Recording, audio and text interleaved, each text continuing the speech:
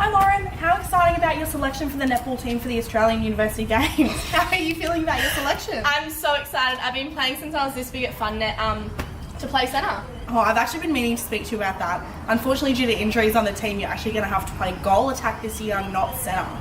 Oh, coach, I'm not the most accurate shooter.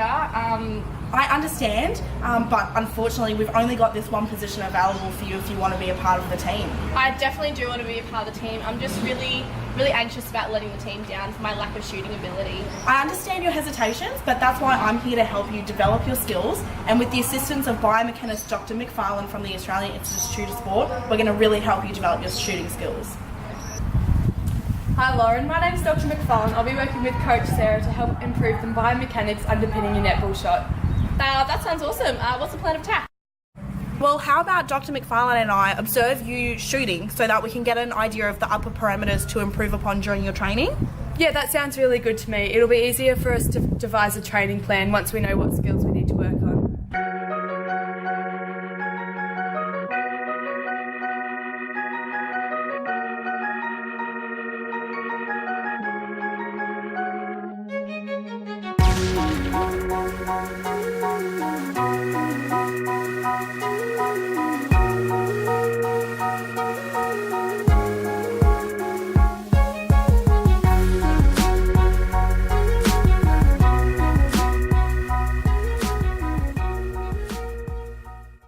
Thanks for demonstrating some shooting for us, Lauren. How do you feel you went just then? I feel like I was pretty inconsistent. I'm just really worried about missing those really important goals during uni games. So Coach Sarah and I have worked out that you're pretty inconsistent, and we think we've worked out why this could be. Yeah, so Dr. McFarlane and I have decided to use the constraints-led approach in order to help you develop upon your skills and to help your shooting technique in preparation for uni games. So the constraints-led approach is based on non-linear pedagogy, which allows for exploration of movement in order to create functional movement patterns. Yeah, exactly right. So the sign of the problem is that you've got really inconsistent shots, but there are deeper issues to the problem. So we're going to go through some of those with you now. A netball shot has multiple phases, and each of your problems lies within one of these phases. The first issue is in the preparation phase, and is that you plant your feet too closely together when landing. The second issue observed is that you don't bend your knees when preparing for the shot, which is a part of the power production phase. And finally, you are observed pushing the ball from your chest when shooting, which results in no backspin, which has roots in the ball release phase of shooting. That being said, you track the ball effectively after it's released, so you have strong skills in the fourth and final phase of a netball shot, which is called the follow-through. I just thought I didn't have the skill to be an accurate shooter. No, that's definitely not the case. All these issues can be worked on using biomechanical principles. So we'll be focusing mainly on the principles of centre of gravity and base of support to rectify the issue of your feet landing too close together. For the issue of not bending your knees, the biomechanical principles we will explore are summation of force and the kinetic chain. And for the final issue we observed, we'll be using the biomechanical principles of the Magnus effect, levers and angles of release, as well as summation of force there. It all sounds a bit confusing and a bit overwhelming, but I'm definitely willing to give it a go to refine my technique. Don't stress, we'll go in depth about each of these principles more as we go along. How about we meet every Thursday for the next 3 weeks, and then we'll monitor your progress as we go. Yeah, sounds good. So before we get started, let's set some goals for you to work towards.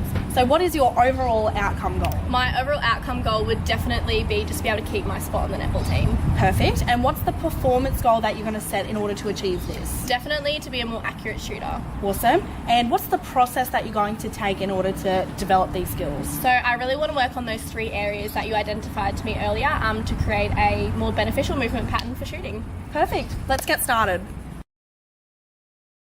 Okay, so to kickstart our first training session, we're going to address the first issue that we observed during your shooting, which is that you plant your feet too closely together when landing. So as a netballer, it's important to keep your balance and stability, and this can be done by keeping bent and stable legs at the time of landing. Yeah, that does make sense. Having a stable base of support can help you keep balanced and let you offload the ball more effectively. Absolutely. So now you understand the importance of having this good posture while shooting. We'll get Dr. McFarlane's opinion on the biomechanical principles that underpin this movement. Yeah, so the main biomechanical principles that underpin this part of the netball shot in the preparation phase is base of support and centre of gravity. I do know a little bit about gravity. I know that it pulls us towards the centre of the earth and affects us whether we're static or moving. That's absolutely correct. Dr. McFarlane, are you able to explain a little bit more about base of support and centre of gravity from a biomechanical point of view? Absolutely. So the basis of support is the area by which the whole body is supported, and the larger the basis of support, the larger the player's stability. So for example, when you put your feet too close together when landing to shoot, you are restricting your stability in comparison to if you landed with your feet at shoulder width apart. So moving on from that, the centre of gravity is the balance point of an object or person at which the torque on all sides is equal. Simply put, this means that the centre of gravity is an imaginary point at which moves according to the position of the body and limbs and helps us to distribute weight more evenly. So do base of support and centre of gravity work together to keep me upright and stable when I'm shooting? Exactly right. So if you're struggling to find a good base of support or are struggling to gain stability over your centre of gravity, you're going to find it really hard to find a steady trunk position or to bend your knees effectively enough to make an accurate shot. So that being said, we can probably place her in stage 2 of Newell's stages of motor learning, which is about gaining control over a coordinated movement sequence. So that just means you need to improve upon this in order to create a more effective movement pattern. So based on the biomechanical principles involved with your issue, Coach Sarah and I have devised a constraint in order to help you assist in planting your feet wider in order to create an optimised base of support, in turn improving your control over your centre of gravity. Using the constraints-based approach, the task constraint that has been devised in order to address the player's ineffective landing technique seeks to help the player land with her feet wider apart, hence improving her base of support. For this constraint, tape has been placed on the ground at a distance apart that replicates an ideal spot for each foot to land before taking a shot. Coach Sarah stands at the baseline for this activity and throws the netball at Lauren, who must catch the ball and land with her feet either on or slightly further apart than the tape on the ground. By giving Lauren an external focus of attention, in this case the tape on the ground, she is able to practice landing with her feet spread a good distance apart without being explicitly instructed to do so. The emergent behaviour that the player will demonstrate is a wider stance when landing, hence increasing her base of support. This increased base of support will allow the player to gain more control over her centre of gravity, which in turn will give her the balance needed to shoot the netball with enough power and accuracy when critical affordances for a shot arise. When the constraint decays and is no longer having a positive impact on the player, variant features can be added in order to build upon the existing skill set and increase the player's ability to reach a stage of metastability. These variant features can include adding multiple pairs of tape around the shooting circle and having the coach throw the ball in different directions, replicating real gameplay. This will in turn heighten the player's ability to receive the ball from a variety of positions, all whilst working on their ability to land with a wide enough stance to improve the overall base of support. Furthermore, once the player is able to self-organise and land effectively, the tape can be removed completely. Hey Lauren! Hi! Welcome back to week 2 of training. So it's good to see that you're still motivated to be a part of the uni games this team as a goal tack. So last week we looked at creating a stable base of support. So continuing on from that, we're going to be looking at the power production phase of the netball shot today. Sounds good to me. So last week we identified that in the power production phase, we saw that you weren't bending at the knees when taking the shot. So bending at the knees is an imperative part of your movement pattern. So we'd like to give you some theory about this biomechanical principle that underpin this part of your shot. Yeah, I was really impressed with the progress that I made last week, so I really trust what you guys have got in store for me today. Awesome, let's get going. Yeah, so the main biomechanical principles that underpin the power production phase is summation of force and kinetic chain. So obtaining maximal force is essential to execute a successful netball shot as it combines the forces from all body parts. So as a goal shooter in netball, we propel the ball through the legs, trunk, shoulders, arms and wrist. Shooters bend their knees during the sinking action of the shot. Flexing or sinking at the knees is required to ensure adequate force to be created during the extension phase of the shooting action to propel the ball to the goal. Forces can be defined as push or pull or anything that causes or has potential to cause movement, diversion, or slowing of the object on which it acts. This relates to Newton's second law. The acceleration of an object is proportional to the net force acting on it and inversely proportional to the mass of the object. All forces have four common properties: magnitude, direction, a point of application, and a line of action. Force production is not necessarily just about producing the most force possible. Throughout a netball shot, accuracy is critical for success. The player must be able to both control the amount of direction and force produced. To achieve maximum force or little force, it is necessary to combine or add up the forces applied by different body parts. This is where we see the introduction of summation of forces. As the concept of summation of forces suggests, to be able to improve the velocity of the ball, it is useful to maximise the number of muscles in the correct sequence. The last imperative concept is the kinetic chain, whereby movements in all sports depend on the synchronisation of many joints. The kinetic chain has two categories: push, like, and throw, like movements. The netball goal shot would be a throw-like movement. This is when movement from each body part occurs sequentially, starting proximal to the body, finishing distal, and allowing time for summation of forces.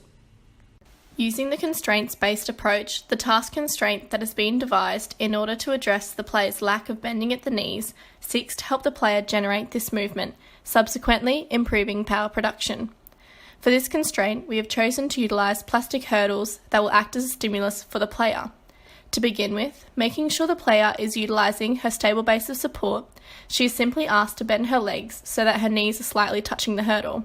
When the player successfully bends her knees and touches the hurdle, she is provided with external feedback that solidifies that she is completing the task correctly.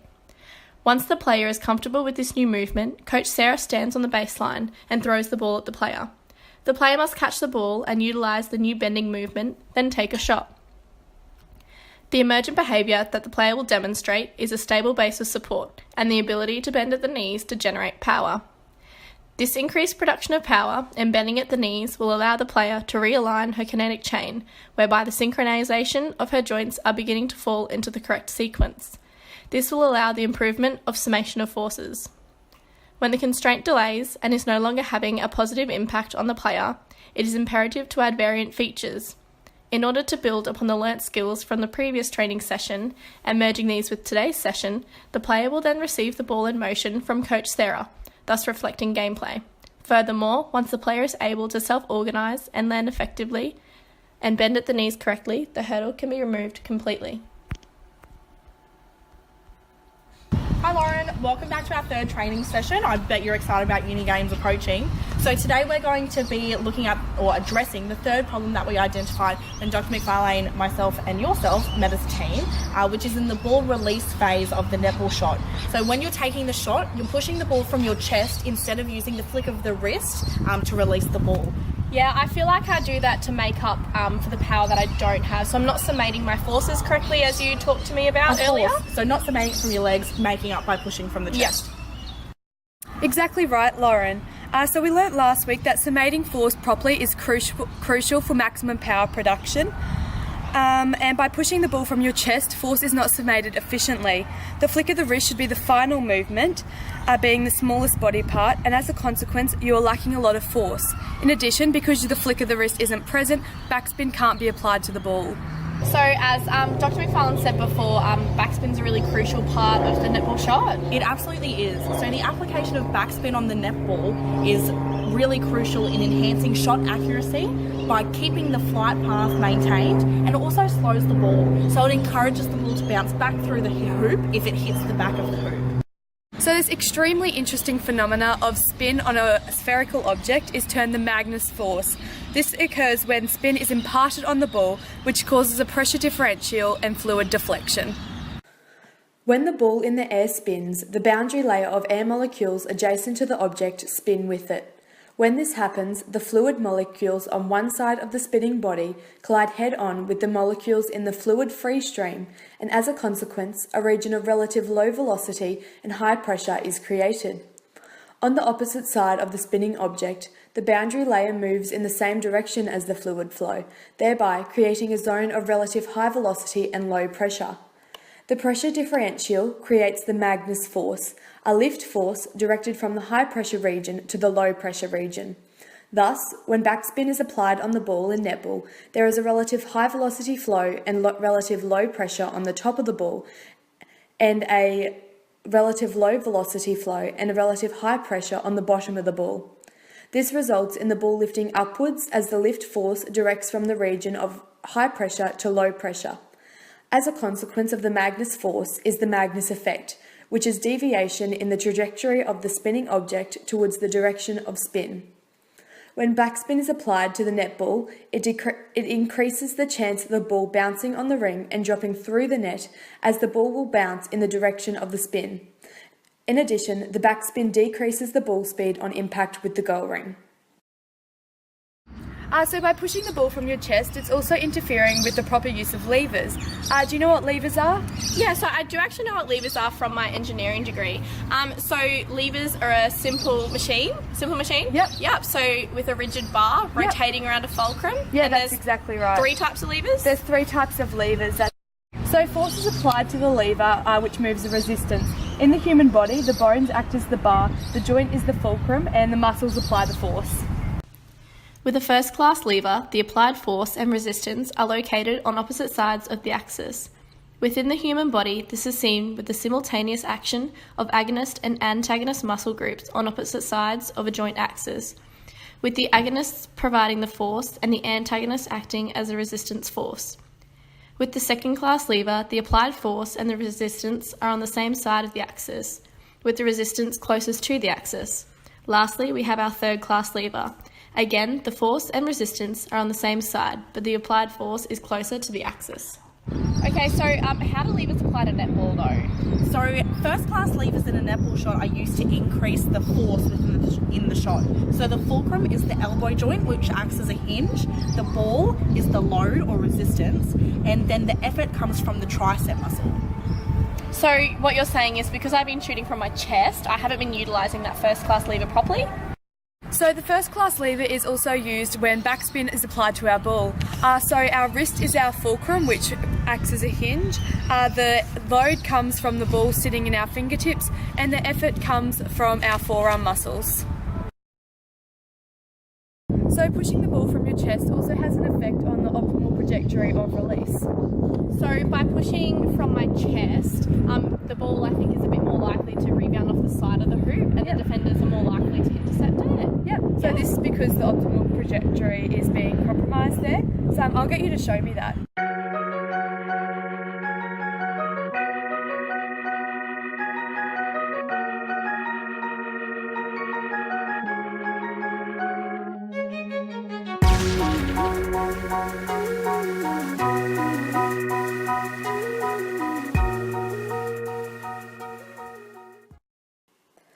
Three factors influence the trajectory of a projectile: the angle of projection, the projection speed, and the height of projection.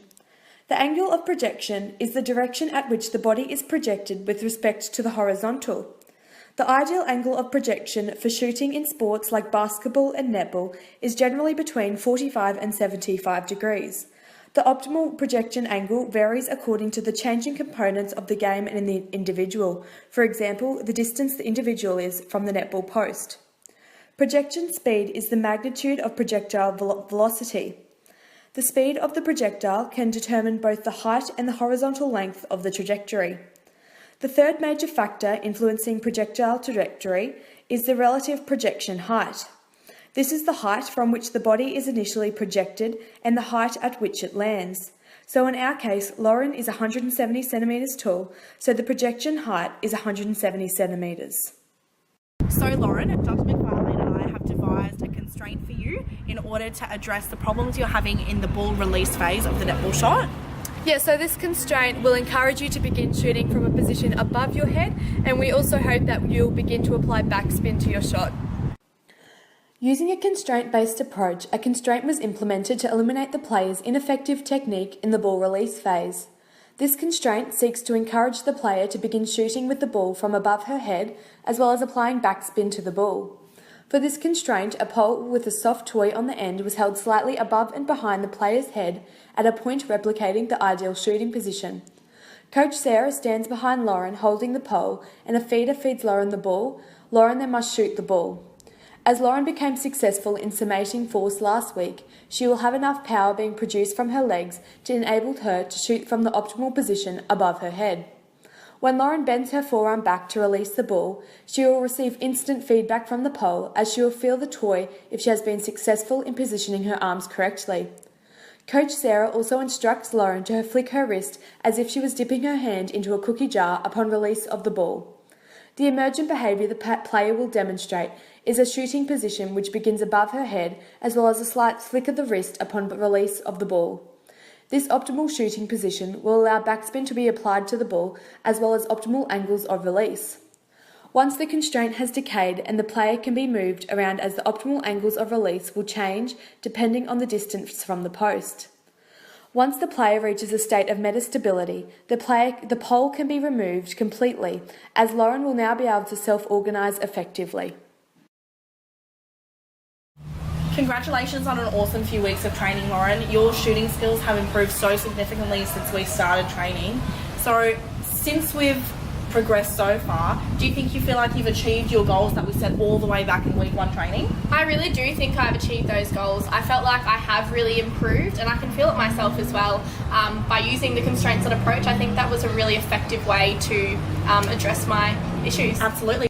I'm really glad you feel that way, Lauren. As an athlete, it's obviously really important to have these skills, but it's also extremely important to understand how and why we move to make these effective movement sequences.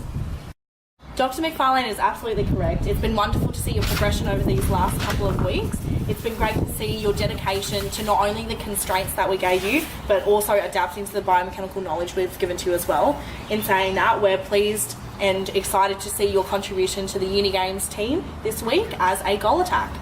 Yeah, so through the implementation of the constraints and your new knowledge of biomechanical principles, it's pretty clear to us that you've started to progress through Newell's stages of motor development. Absolutely. So at the start of our training, we identified that you were in stage 2, which is about gaining a bit of coordination with your movement patterns, gaining a bit more control. Now that you've enhanced your skills, it's very clear that you've progressed to stage 3, which is about optimising that control. So it's great to see, and we're excited to see what this week holds for you, Lauren.